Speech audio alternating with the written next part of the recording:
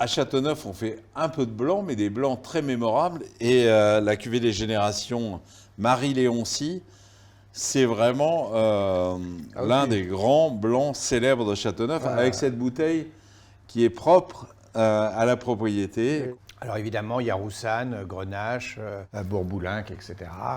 L'ensemble des cépages blancs. Avec les cépages blancs d'origine, qui sont le Grenache évidemment, hein, et les cépages qu'on a rajoutés ensuite, qui étaient la Roussanne.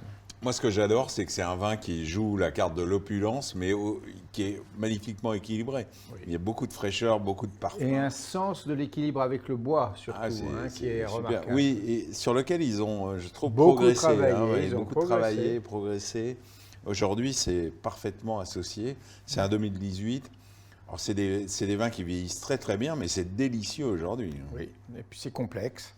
C'est savoureux, c'est long en bouche. Ce sont des vins évidemment de gastronomie, hein, ce ne sont pas des vins d'apéritif. Hein. En gastronomie, c'est quelque chose qui donne de l'idée, parce qu'on pourrait l'essayer avec plein de plats, des poissons, des viandes, de la cuisine traditionnelle française et aussi certainement des cuisines asiatiques. Et qui supportent à la fois l'huile d'olive et le beurre. Donc on peut faire la cuisine méditerranéenne. Fernandel et Bourvil sont réunis. Gaston Philippe, c'est la très belle cuvée de référence de Châteauneuf. Il y en a une en dessous et une au-dessus, mais c'est vraiment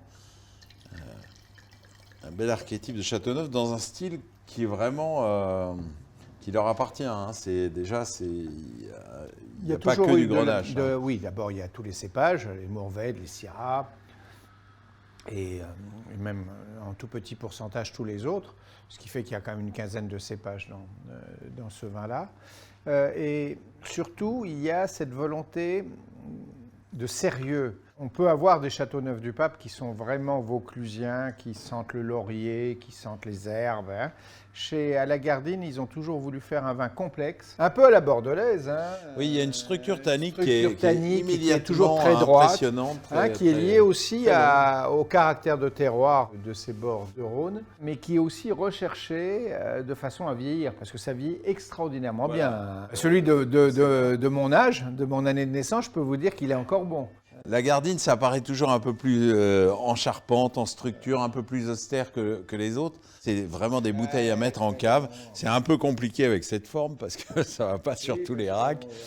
Mais c'est vraiment un grand vin de structure et de garde.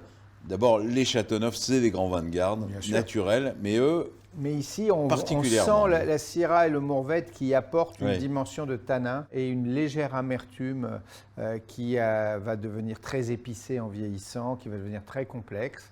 Et on va avoir le retour des grands parfums de fruits rouges. Non, c'est une grande, grande bouteille pour dans 15 ans, 20 ans. Voilà, c'est un 2017. Si vous avez des enfants qui sont nés en 2017, n'hésitez pas, ça fêtera leur entrée dans l'adolescence, voire dans l'âge adulte.